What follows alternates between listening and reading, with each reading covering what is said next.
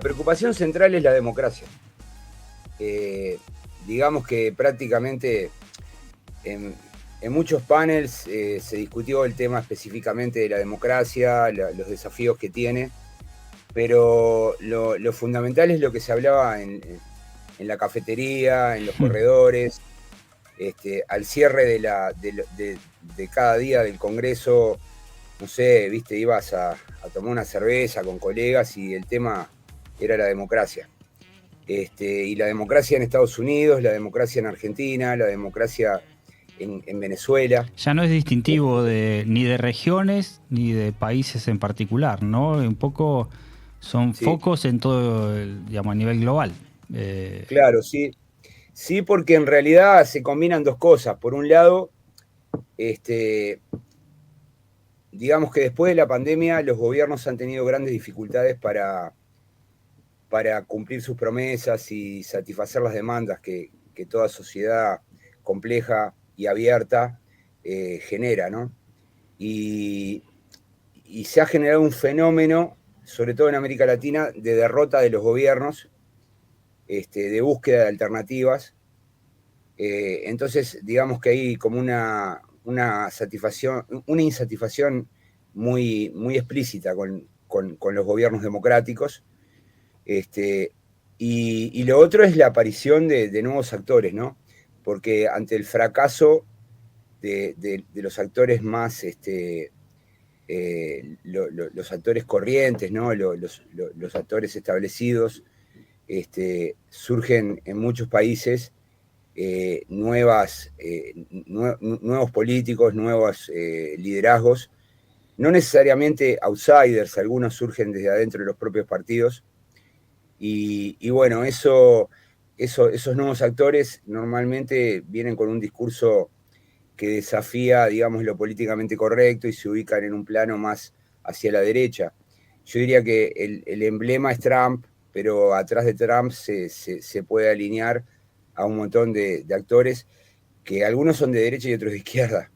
Claro. Porque, por ejemplo, Bukele ingresa más yo diría más por la centroizquierda y una vez en el poder comienza a adoptar medidas que van contra la democracia liberal, pero por la derecha entra Milei o entró Bolsonaro. Entonces, y después las alternativas que no llegan al gobierno pero que están presentes y que van creciendo, ¿no? En eso se parece a Europa, en Chile, en Uruguay también hubo su expresión en el 2019. Entonces, digamos que hay nuevos fenómenos que desafían a la democracia y, y bueno, yo diría que eso estuvo latente, ¿no?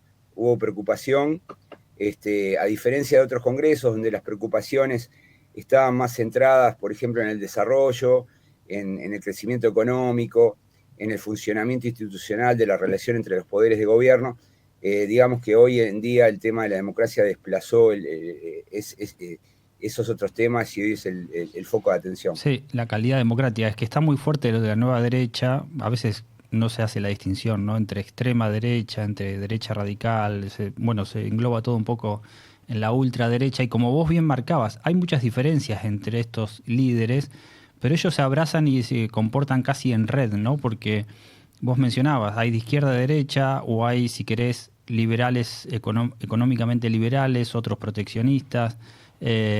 Bukele haciendo una defensa de lo público, con Milei sentado en primera fila que quiere destruir el Estado, Claro. Le Pen, Giorgia Meloni, digamos, como distintas expresiones, pero que hay como una causa común entre ellos, como una red, si se quiere, de estos liderazgos, ¿no? Sí, Eh, es cierto. Hay elecciones que son muy relevantes, ¿no? La de Estados Unidos de este año va a ser muy importante porque yo diría que si Trump fracasa, si no llega a la Casa Blanca, eso va a cambiar el clima. claro, Ya hubo dos elecciones relevantes, como fueron las de Francia y la del Reino Unido, donde la derecha perdió. claro. Entonces, digamos que si Trump no triunfa, digamos que el clima va a seguir siendo favorable para, bueno, para que las democracias funcionen digamos, con izquierdas y derechas más Sí. clásicas, ¿no? Más Bueno, moderadas, en México más que siguió, comprometidas con el centro democrático, ¿no? en México que siguió la política más, si se quiere, un nuevo espacio político ya aprobado, pero digamos que no, pero con políticos tradicionales. Ganó una persona que era alcaldesa de México DF, o sea, digamos, surgen outsider, pero también hay como una política más tradicional que también gana elecciones, ¿no? O sea, está Es esa... cierto. Fíjate que donde aparecen esas nuevas figuras, lo que está antes es el fracaso de los partidos tradicionales, ¿no? Ujú. Y esto no es nuevo, porque cuando, por ejemplo, pensamos el caso de Venezuela, cómo surge Chávez. Bueno, Chávez aparece porque hay un fracaso estrepitoso de los dos grandes partidos tradicionales, ¿no? De Acción Democrático y de COPEI. Claro. Este, Incluso en el año 93 Caldera, que era un dirigente, un presidente que ya había sido presidente, un dirigente tradicional de la democracia cristiana venezolana, triunfó con una coalición de escindidos de ambos partidos. Entonces, digamos que la aparición de figuras desde afuera tiene que ver con el fracaso de los partidos establecidos. Y cuando miro la Argentina o Brasil veo lo mismo, ¿no? Es decir, antes de llegar Bolsonaro al poder, lo que ves es que, bueno, está el impeachment a Dilma, Ujú. el fracaso del PT gobernando en su tercer periodo, quienes echan a Dilma toman el control del gobierno e impulsan reformas que no son aceptadas y además con un personal muy complicado, con casos judiciales de corrupción. Entonces, como que la gente ve que lo establecido no resuelve los problemas, entonces pone la atención en esa nueva figura. Creo que en Argentina hay algo parecido, ¿no? Con el fracaso de Macri, el fracaso del Sí. kirchnerismo y la aparición de Milei. Entonces, digamos que hay como patrones que se van repitiendo. Entonces, digamos que yo pondría la atención y la preocupación en aquellos países donde, bueno, perdieron los gobiernos. ¿Qué ocurre con los reemplazos? Si los reemplazos no resuelven los problemas, bueno, es probable que se genere algún tipo de alternativa novedosa, distinta. Ujú. Y lo triste, ¿sabes qué es? Que normalmente estas nuevas figuras rompen el pacto democrático, porque el pacto democrático está sentado en el consenso respecto a las reglas de competencia. Eh, las reglas de competencia están basadas en un sistema electoral, en una relación entre poderes, en una forma de hacer las cosas. Y bueno, normalmente estos nuevos liderazgos tienen poca contemplación por las reglas, ¿no? Van siempre un poco más Bueno, allá. hemos visto casos llamativos, lo que vos mencionabas, digamos, un Trump no reconociendo el resultado electoral, el episodio del Exacto. Capitolio, demás.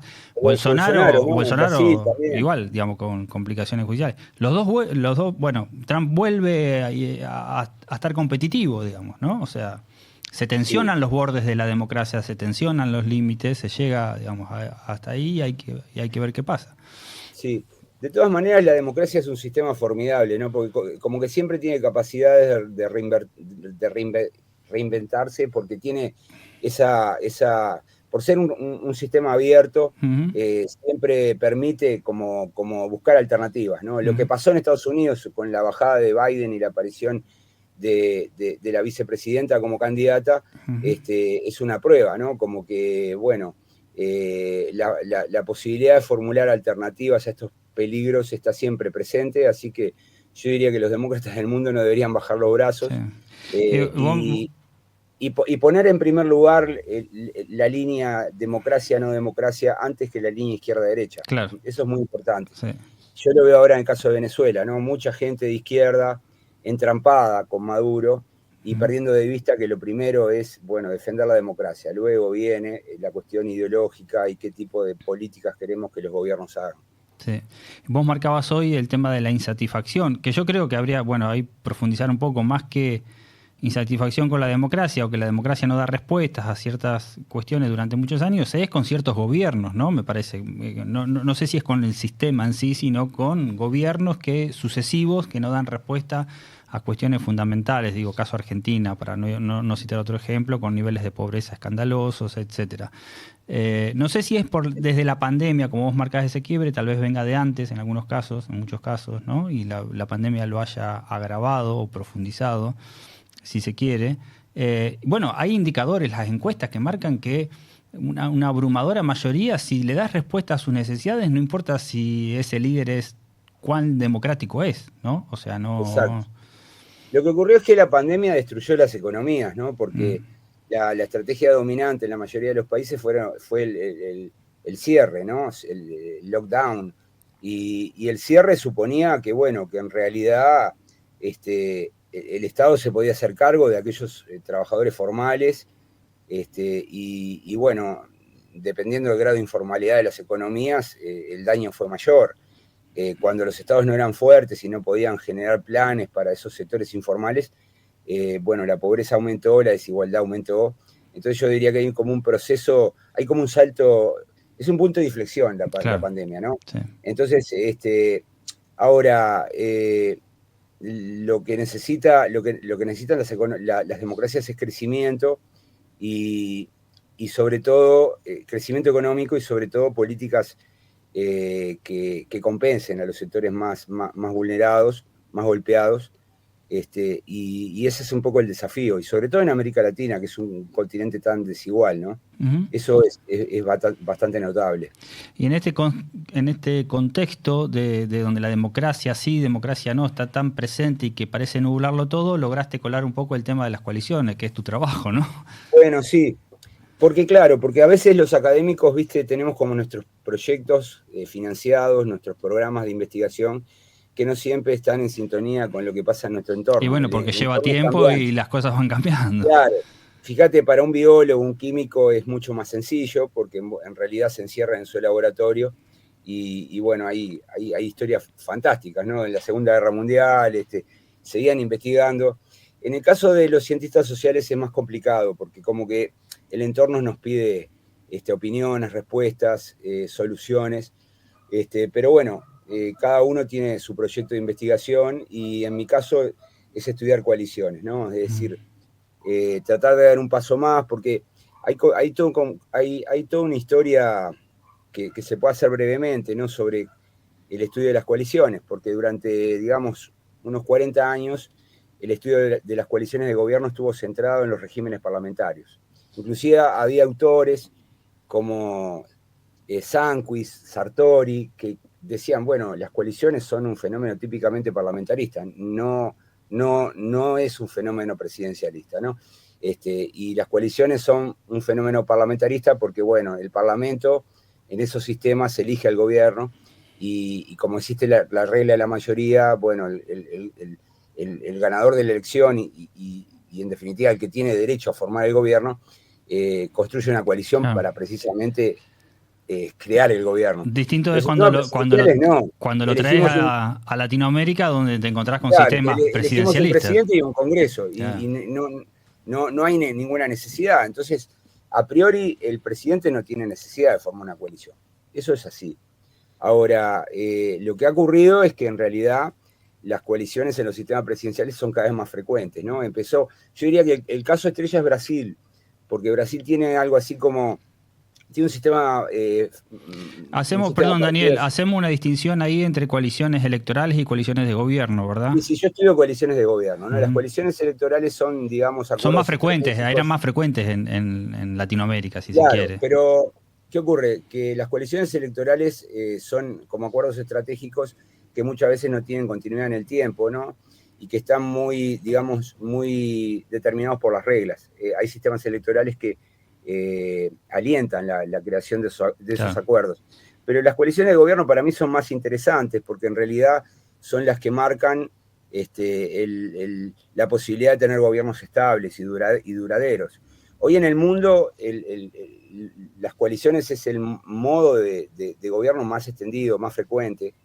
Y en los sistemas presidenciales, donde aparentemente no eran necesarias, porque como elegimos a un presidente por un lado y al Congreso por el otro, eh, no hay necesidad de ir a esa instancia de investidura, como existe en los sistemas parlamentarios. Aún así, los presidentes forman coaliciones porque necesitan pasar leyes en el Congreso.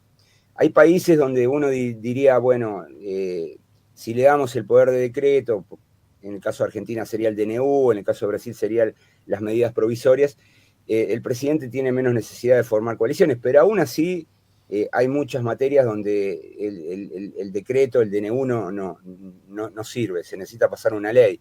Entonces es mucho más conveniente formar una coalición, repartir, conseguirse socios, entregarles ministerios, tener una coalición parlamentaria bien aceitada que le permita al presidente pasar el programa. Yo creo que Argentina en este momento, por ejemplo, es un claro ejemplo de lo costoso que es no formar una coalición explícita, ¿no? Porque una coalición explícita es cuando, bueno, hay un acuerdo, se firma un programa o por lo menos un punteo de iniciativas que se van a perseguir en forma conjunta. Y Milei no lo hizo. Entonces, Milei cada vez que va al Congreso tiene un costo enorme, ¿no? Costo de todo tipo, ¿no? Sí. Costo de conseguir los votos, sí. Retraso en el tiempo. Y cuando hay coaliciones aceitadas, bueno, la eficiencia aumenta, crece. Entonces hoy tenemos coaliciones en Colombia, en Chile, en Aparte, Brasil, en disculpame, Uruguay. Daniel, no sé si coincidís, pero Argentina, ya que das el caso, viene de dos experiencias. Si querés tomar el gobierno de Cambiemos, que fue más una coalición electoral, porque después, digamos, los aliados del PRO fueron furgón de cola, digamos, prácticamente no tuvieron participación en el gobierno, Bien. etcétera. Y sí me parece que fue la primera experiencia de coalición de gobierno, la última, la de Alberto Fernández, que bueno, no sé a qué podemos asignar el fracaso, digamos, si al sistema de coalición que hicieron, digamos, sí, a la tipología, al detalle de cómo se No, conformó esa coalición, no, no, digamos. no. O, El fracaso de Alberto no tiene nada que ver con su coalición. El fracaso de Alberto tiene que ver con el tipo de políticas públicas que impulsó. más allá de que veíamos la pelea a cielo abierto entre las distintas espacios de esa coalición, ¿no? Sí, Porque, claro, pero nunca tuvo un problema de como está teniendo Milei, ¿no? De que envía una ley, Milei envía un proyecto y no claro, sabe si va a salir. claro. Alberto los mandaba y salían. Había una mayoría, había coordinación. Digamos que los problemas son de distinto tipo. Pero, El por fracaso ejemplo, de... esta pelea entre el presidente y la vicepresidenta, que correspondían, digamos, si se quiere, a distintas expresiones, o de ministros, digamos, también de esa coalición enfrentados, no lo ves como el desencadenante o el causante de cierta crisis del gobierno, ¿no? Bueno, sí, evidentemente, porque en el caso del gobierno kirchnerista de Alberto Fernández, la líder Mm. del sector más importante era la vice, ¿no? Bueno, Y Alberto respondía. una anomalía, ¿no? Donde la vice termina postulando al presidente y una Sí, anomalía de origen, es, si se quiere. es un hecho raro, pero esos hechos raros, inusuales, ocurren, ¿no? Este, en Uruguay, por ejemplo, en el año 71, el presidente de la República, que era un presidente, Jorge Pacheco Areco, era un presidente de derecha que había gobernado al borde de la Constitución y que había combatido al movimiento Tupamaros, terminó con un gran prestigio, y las encuestas le daban que si él se postulaba era reelecto. Entonces forzó un plebiscito constitucional simultáneo a la elección. Entonces los partidos tuvieron que presentarse con dos fórmulas, ¿no? Una por si se reformaba la Constitución y otra Ya. por si no se reformaba. Entonces, Pacheco ganó la elección, pero la Constitución no se reformó, entonces terminó ganando la fórmula alternativa. Y terminó de presidente Juan María Bordaberry, que era un político poco conocido, había sido ministro, había sido senador, pero no tenía una gran proyección, un presidente muy débil y además bastante de derecha, ¿no? Fue el que finalmente terminó dando el golpe de Estado en alianza con los militares, un autogolpe en junio del 73. Y a veces en Uruguay los politólogos nos preguntamos cómo pudo haber llegado a ocurrir eso. Y yo creo que en Argentina va a pasar lo mismo cuando se estudie el periodo de Alberto Fernández y Cristina como vice, y se van a preguntar cómo se pudo generar tal Claro. anomalía, porque no es frecuente que el líder de un partido le ceda a una figura, digamos, de fantasía, Ujú. al cual se va a pretender dominar la presidencia de la República. ¿No? No es común, es un hecho inusual. Sí, sí. Y obviamente ese hecho generó problemas de gobernabilidad, pero digamos que estructuralmente la coalición tenía una mayoría, ¿no? Es Ujú. decir, se podría haber, Porque claro, cuando estudiamos coaliciones, viste, estudiamos tres momentos, ¿no? La formación, que es, digamos, el acuerdo programático y la distribución de posiciones, ¿no? Cuántos ministerios, cuánto aporte a cada sector. Luego estudiamos la ruptura, ¿no? Es decir, cuando se rompen las coaliciones, cuáles son los factores desencadenantes, si son endógenos o exógenos. Y después está la parte del medio, ¿no? Es decir, la gobernanza de la coalición. Y ahí hay muchas coaliciones que fallan porque no tienen en claro cómo desarrollar la gobernanza. Entonces, la gobernanza requiere que haya ámbitos donde se logre tomar decisiones, donde se resuelvan las diferencias. Y tal vez a la coalición digamos, que yo identifico, digamos, a grandes rasgos tres actores, ¿no? Digamos, los seguidores de Alberto, el kirchnerismo y los seguidores de Massa. Tal vez faltó un ámbito donde poder resolver esas diferencias, donde poder dialogar horizontalmente. Se reclamaba mucho una cosa más informal, ¿no? O sea, bueno, júntense, mesa de 3, de 4 y claro, resuelvan las cuestiones, ¿no? la literatura dice que o bien se forma una mesa de líderes o bien se traslada el centro de decisión al gabinete, colocando allí a los líderes, o bien se traslada al Congreso, donde en definitiva las fuerzas que componen la coalición constituyen un ámbito de coordinación que permite acelerar los procesos. A mí me da la impresión que en el caso de Argentina y de la coalición de Argentina no se constituyeron ninguno de los tres ámbitos. Totalmente, sí. O tal vez el ámbito del Congreso tal vez funcionó al principio, sobre todo durante la pandemia y la pospandemia, pero luego se diluyó. La salida de Massa del Claro, Congreso. bueno, eso te iba a decir, hubo como una dependencia de los actores que se fueron cambiando Claro, de lugar, cuando sale ¿no? Massa del Congreso se pierde en coordinación y bueno, y lo otro es que bueno, que en realidad es muy importante las políticas que se llevan a cabo, ¿no? Porque cuando las políticas fracasan, bueno, lo que genera es, digamos, aumenta el costo de permanecer adentro de la coalición. Claro. Sobre todo para los socios. El presidente y su sector político, sus seguidores no se pueden ir, pero los socios sí. Y yo creo que lo que sucedió en esta coalición rara de Alberto Fernández es que no hubo una ruptura formal, explícita, al estilo europeo. Se fue llevando, claro, se fue llegando hasta el final, digamos, con esa anomalía. A Cristina y en un determinado momento parecía que estaba fuera del gobierno, y inclusive, bueno, sí, no nos olvidemos, renunció también el presidente de bloque en desacuerdo con el acuerdo con el Fondo Monetario Internacional, hubo varios... Iba a mencionar el acuerdo con el Fondo Monetario Internacional, es digamos, es la expresión de esa falta de gobernanza y de acuerdos, ¿no?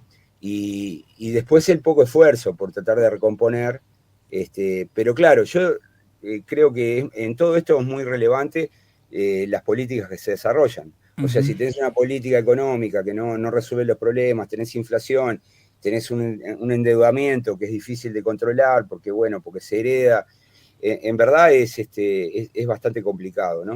Entonces yo diría que a mí no estoy muy inclinado a echarle la culpa al formato de coalición.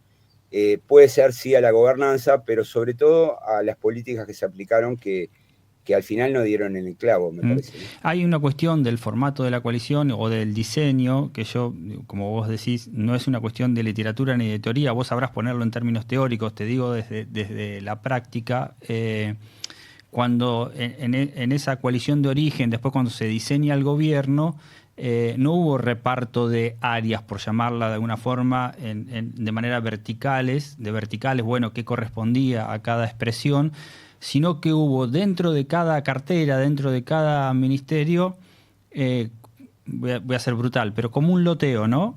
Había representantes de cada uno de los espacios, y eso dificultó muchísimo la burocracia estatal, digamos, la puesta en marcha de determinadas políticas, porque había vetos que se contraponían todo el tiempo, y es vox populi, digamos, que uno conversa con distintos actores de esa coalición, y le era muy difícil llevar las políticas adelante, equivocadas o no, pero digamos, no se avanzaba. Bueno, este es uno de los problemas clásicos de las coaliciones, porque en realidad el presidente normalmente, en el caso de Argentina fue la vicepresidenta, colocan lo que se llaman ministros juniors o claro. en realidad Sí, sabuesos. segundas, terceras líneas, ¿no? Sí, la literatura utiliza la palabra watchdogs, ¿no? Que son como sabuesos, que Claro, son los ojos y oídos del presidente. En este caso controller, digamos. eran los ojos y oídos de la vicepresidenta. Sí, Y eso, bueno, eso en realidad tiene el objetivo de resolver dilemas de información. El presidente, lógicamente, debería estar al tanto. En casi todas las coaliciones presidenciales, en Brasil, en Colombia, en Uruguay, también en Chile. En Chile es donde se vio más claramente en los años 90. En Chile, por ejemplo, había un ministro socialista y un viceministro de la democracia sí. cristiana, y iban rotando las parejas, ¿no? Es una forma típica de control. Ahora, tiene el peligro que vos señalás, ¿no? Cuando en realidad no solo van a controlar, sino también a bloquear. Ujú, Pero para poder bloquear tienen que tener cierto poder, y ahí habría que investigar un poco más. Yo no me animaría a opinar claro. porque no conozco el caso. Porque vos decís, bueno, tenían poder de veto. Entonces la pregunta sería, bueno, ¿cómo es ese veto? En el caso de los casos que conozco, Chile, Uruguay, Brasil, los viceministros no tienen poder de veto sobre la decisión del ministro. Claro. El ministro toma decisiones firmando con el presidente proyectos de ley o resoluciones o decretos ministeriales, pero Bueno, todo el parte de viceministro esa no. otra anomalía que si el segundo es el puesto por la vicepresidenta, que en este caso es la que más poder o liderazgo Claro. representaba, ahí se empieza a Bueno, complicar, tal a vez, complejizar, ¿no? tal Y vez hay una tercera la madre del pata, borrego es esa claro, fórmula claro, presidencial diseñada de ese modo, ¿no? sí, sí. Y Hace fallar todo. había una tercera pata que era el masismo que también intercedía, digamos, era de a tres.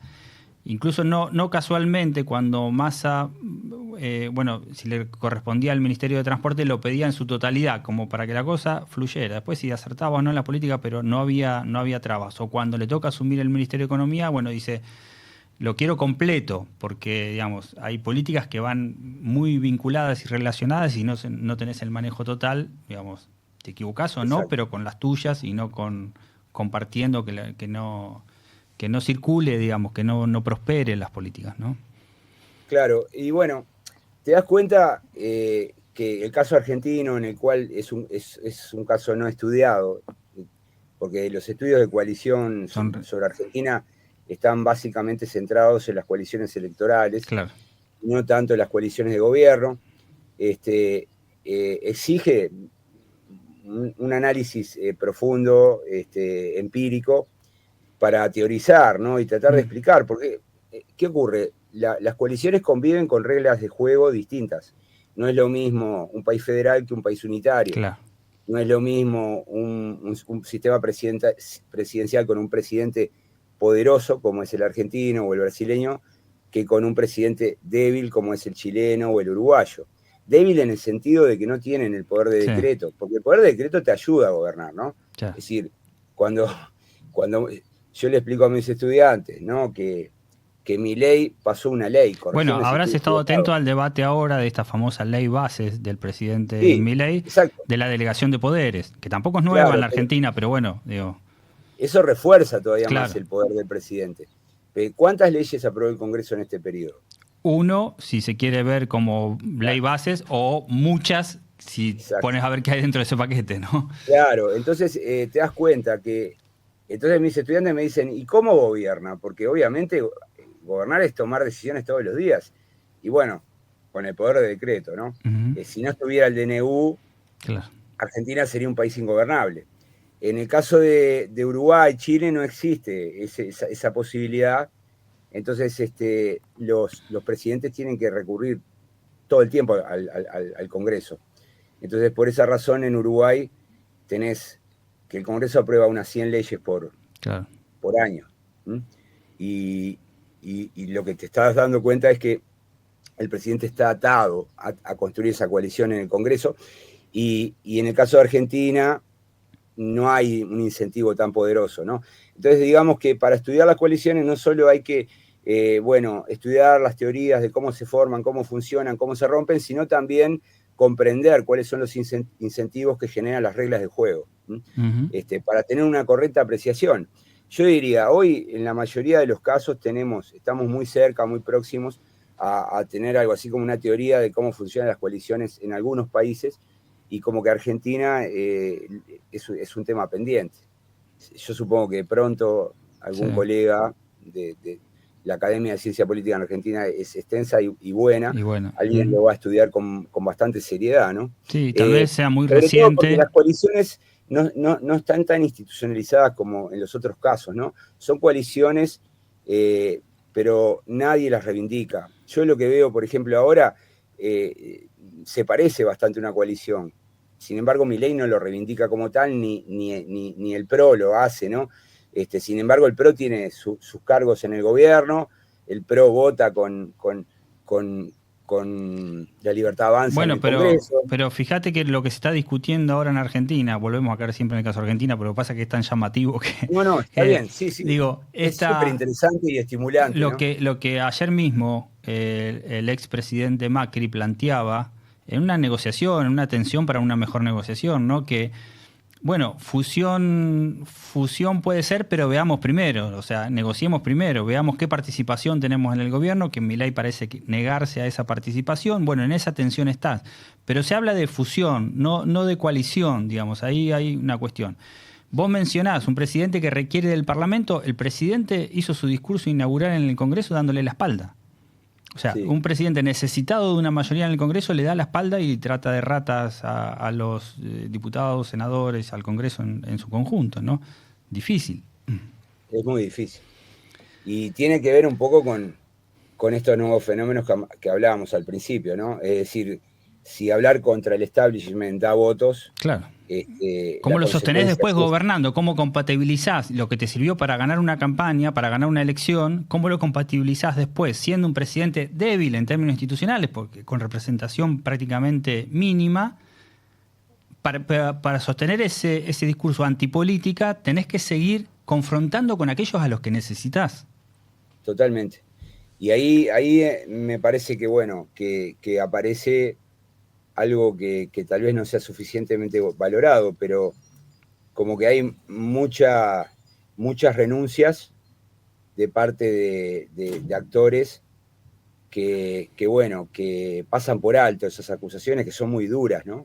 Uh -huh. Que a veces hieren la dignidad, pero las pasan por alto porque en realidad lo que están haciendo es un sacrificio para que el país funcione, ¿no? Porque la alternativa es ir a un impeachment, agregarle a la crisis económica una crisis política. Entonces me parece bueno, que en realidad lo que está ocurriendo en la actualidad es que, bueno, hay un sacrificio que vamos a ver si tiene algún valor, porque todo depende de si las cosas salen bien, pero, pero claro, tratar así a los congresistas es complicado. En Y otro país, no hay una en Ecuador, tradición, Perú, ya le hubieran hecho un impeachment, claro. y claro, es así, incluso en Brasil, Bueno, él se pero apalanca en la opinión pública y en una narrativa, ¿no? Pero bueno, eso durante un tiempo puede ser efectivo, después hay que verlo. Yo creo que esta experiencia novedosa, la anterior, digo, de coalición de gobierno y esta de Milei, bueno, requerirá tiempo para el estudio, como bien vos marcabas, porque tiene varias cosas, particularidades, y todavía por ahí no transcurrió el tiempo suficiente como para poder analizarlas, pero son casos llamativos. Argentina tuvo con el gobierno anterior su primera experiencia de coalición de gobierno. sí, sí, y bueno, y lo que habría que pensar es que, bueno, es que se necesita no solamente voces de la academia describiendo esto que vos ves, sino actores que lo reivindiquen, ¿no? Claro. Porque, ¿qué ocurre?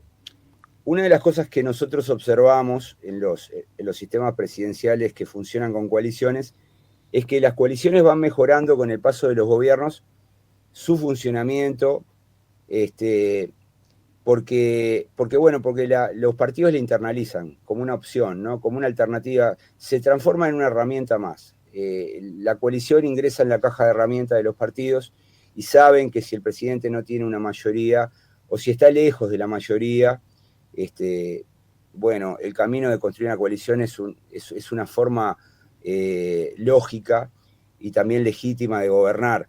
Pero para que ocurra eso, lo que se necesita es que el propio sistema político y los propios partidos reflexionen al respecto.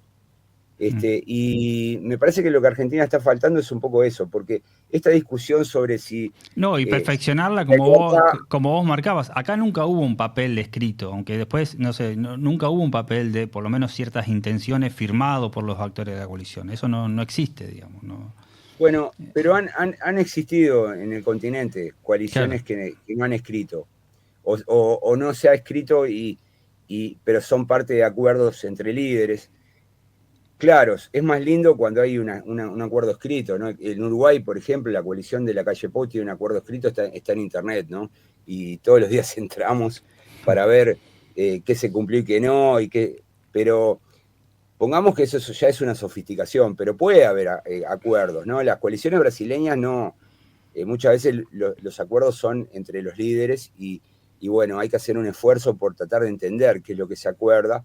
En eso el periodismo de investigación ayuda mucho, y se puede deducir en base a qué está construido el acuerdo. Pero es muy relevante la reflexión de los actores, ¿no?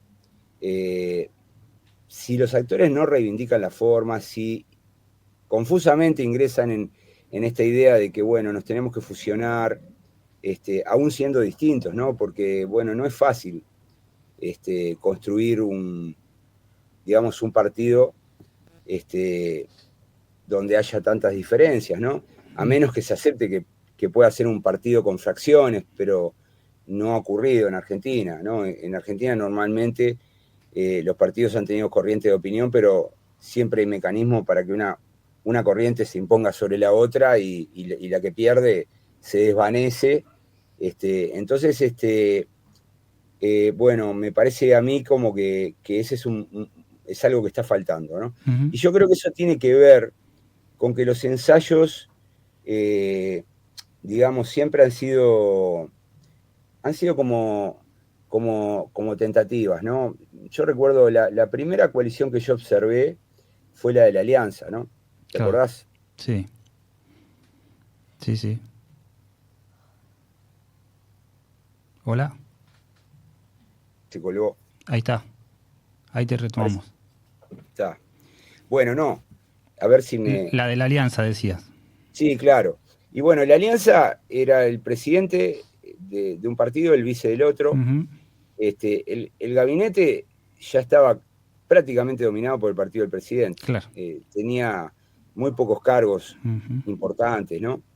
Y a poco de andar, el vicepresidente renunció, de hecho se rompió. Y luego, bueno, el El gobierno, Congreso fue un escándalo. y claro, con la compra de Sí, votos en el Senado, y luego la fuga del presidente, la renuncia del sí, presidente y la sí. fuga en helicóptero. Entonces, esa experiencia nadie la reivindicaba. Ujú, Entonces, digamos que, bueno, el siguiente intento es Macri con los radicales y con el partido de Lilita Carrió, pero pasa un poco lo mismo, ¿no? El partido del presidente se queda con los cargos más importantes, el papel de los socios es muy, muy, muy poco relevante, y bueno, al no ser relevante, lógicamente el partido del presidente reivindica el- el- el- los resultados, y si no hay resultados, bueno, es un problema porque, bueno, genera la oportunidad de que los socios se vayan, claro. cosa que no ocurrió, pero que sí había un malestar y unas diferencias que se fueron transformando en diferencias crecientes. Ujú, En el caso de Alberto ocurre un poco algo parecido, ¿no? Porque en realidad no es una coalición asumida públicamente. Incluso yo tuve algunas discusiones yo al principio pensé, bueno, en realidad esto es el peronismo, claro. digamos, que tiene un ala principal que es el kirchnerismo, y lo que pasó es que se fueron rompiendo en el gobierno, ¿no? Y yo pensaba, bueno, eso le pasó a Carlos Andrés Pérez antes del impeachment, en el año 89 fue electo, y bueno, 2 años donde Acción Democrática tenía mayoría en el Congreso y se terminaron dividiendo Ujú, en dos sectores, y bueno, eso es lo que terminó explicando el impeachment, porque el sector del presidente era un sector, porque Acción Democrática era un partido socialdemócrata y Carlos Andrés Pérez terminó aplicando claro. un, un modelo neoliberal inspirado en el consenso de Washington bueno, que la población no lo soportó. Ahí vino el Caracazo, muertos en las calles y posteriormente el intento de golpe de Estado de Chávez. Entonces yo pensaba, bueno, capaz que lo que le está pasando al peronismo es algo parecido a lo que le pasó a Acción Democrática, de dividirse en el gobierno.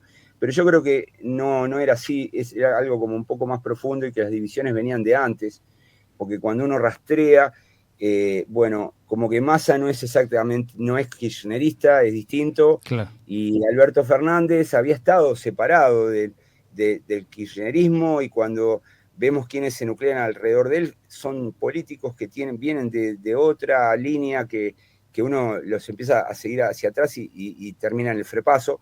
Entonces, bueno, evidentemente eran Es tres grupos, difícil, pero esos grupos no lo reivindicaron como sí, una coalición de gobierno, ¿no? es verdad. No, Es difícil entender el peronismo, Daniel, no te vamos a pedir que lo entiendas vos. no, está Afuera. bien, pero desde el punto de vista de una coalición es muy relevante que Claro. los socios se reconozcan en ella. En Brasil, en Uruguay, en Chile, en Colombia, son los casos donde hay coaliciones y funcionan bastante bien. Los actores se reivindican como parte de una coalición, incluso le explican a sus votantes por qué hacen una coalición, ¿no? Incluso le explican el rol que cumplen en la coalición. Normalmente el rol de un socio del presidente es decir, bueno, si nosotros no tuviéramos este gobierno sería espantoso. Claro. Este gobierno está bien porque estamos nosotros adentro. Uh-huh. Y si nosotros nos vamos, es decir, ese tipo de argumentos que son muy comunes, ¿no? En Alemania, en Italia, en donde hay coaliciones, en España, donde hay coaliciones, en Argentina todavía no se aprecian, y yo creo que tiene que ver con esa idea de que los propios actores no han meditado sobre esto y no han teorizado ni incorporado como una herramienta más a la caja de herramientas que tiene cada partido, que tiene el sistema. Bárbaro, Daniel, el 2026 vamos a tener a la CIP en Buenos Aires. Creo que 2025 hay algo en Montevideo. Este fin de año de 2024 tenemos el Congreso de Democracia en Rosario. Yo ahora voy en 2 semanas voy a Buenos Aires. Son las jornadas de la UBA. Son las jornadas de la UBA, es verdad. Te iba a preguntar esto, ¿a qué cosas hay que ir prestándole atención? 2 años andás a ver dónde estamos, ¿no? Pero bueno, digo, ¿qué cosas, qué movimientos? Hoy decías la elección de Estados Unidos, bueno, ¿qué cuestiones tenemos que ir prestando atención, ¿no? ¿Y qué vas a trabajar particularmente? Digo, ¿vas a seguir con lo mismo de acá, digo, pensando en ese encuentro en Buenos Aires o futuros encuentros? ¿Tu trabajo va a seguir sobre el tema coaliciones? Voy a seguir trabajando en el tema coaliciones, es un tema que me motiva, sobre todo el diálogo con nuevos trabajos que vienen surgiendo, sobre todo en el caso de Brasil, ¿no? En la academia brasileña hay gente muy interesante estudiando cosas que no se han estudiado en otros países, y también estoy estudiando gabinetes. Ahí estamos trabajando con Marcelo Camerlo, que es un argentino que está en Lisboa, y con Paula Clerici, que está en la Ditela. Estamos comparando la formación de gabinetes en Chile, Colombia, Argentina y Uruguay. Y bueno, y la otra línea es a seguir haciendo estudios de los poderes legislativos, ¿no? Uh-huh. Ahora, esa es mi agenda personal, pero para el que escuche este podcast, yo diría que en lo que hay que poner atención, primero es en la elección de Estados Unidos, eso es muy relevante desde el punto de vista político. Segundo, cómo termina la crisis de Venezuela, porque en Venezuela se están jugando muchas cosas, como que Maduro está atrapado en un dilema en este momento, y bueno, la presión internacional parece no ser suficiente, y esto es un drama, porque en realidad lo que nos está mostrando es que se ha generado una especie de club de no democracias, que son una alternativa para los países que erosionan sus democracias y ponen en el poder a lo que vos decís que dejan de ser excepciones, digamos. Claro, pero esto no lo teníamos. Es como volver a antes del 90, porque antes del 90 siempre estaba el mundo dividido en dos, ¿te acordás? Y bueno, estaba la alternativa de estar alineado con Estados Unidos o alinearse con el mundo bipolar, con el mundo socialista. y luego de la caída del muro de Berlín y el derrumbe del socialismo real, no había una segunda alternativa, y como que ahora se ha ido constituyendo esa segunda alternativa. Claro, no es un sistema tan rígido, tan establecido como era el socialismo real, esto es otra cosa, pero es un club de no democracias. Y ahí está China, está Rusia, está Irán, y los países sancionados terminan todos allí. Entonces Venezuela puede terminar siendo una dictadura abierta, y bueno, y trabajando en el área de ese club, que bueno, que no le resuelve los problemas económicos, pero le da un poco de oxígeno. Y esto es preocupante, porque en realidad antes las democracias que tenían crisis, los aspirantes autócratas no tenían muchas alternativas, y ahora comienzan a tenerla. Entonces, me parece que tenemos que mirar bien cómo termina esto de Venezuela. Ujú. Otras cosas que hay que mirar es, bueno, si en América Latina siguen perdiendo los gobiernos. Yo creo que la elección de Uruguay, esa pregunta está abierta, porque Uruguay es un caso muy peculiar. Tenemos un gobierno donde la economía no ha ido tan mal. O sea, la teoría del voto económico debería pronosticar el triunfo, la reelección de la coalición de Claro. gobierno. Pero las encuestas de opinión pública están marcando que es probable que pierda, que la oposición, el Frente Amplio, termine Mm. ganando. Entonces, bueno, hay que ver si los gobiernos terminan, si esta racha de derrotas de los partidos gobernantes se quiebra o no. Y se convierte en tendencia, digamos. Claro, porque si se quiebra nos estaría diciendo, bueno, de que hay algunos gobiernos que le están encontrando la vuelta a las demandas ciudadanas, están, digamos, moderando la insatisfacción, cosa que sería bueno, ¿no?, para los Ujú. sistemas democráticos. En Uruguay no es preocupante que pierda el gobierno. La oposición gobernó 15 años y lo hizo bien.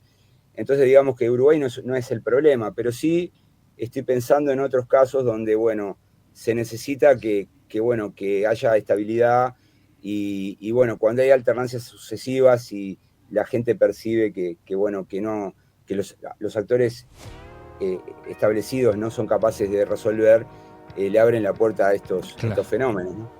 Entonces yo Perfecto. diría que esas son las tres cosas que hay que mirar en nuestro hemisferio.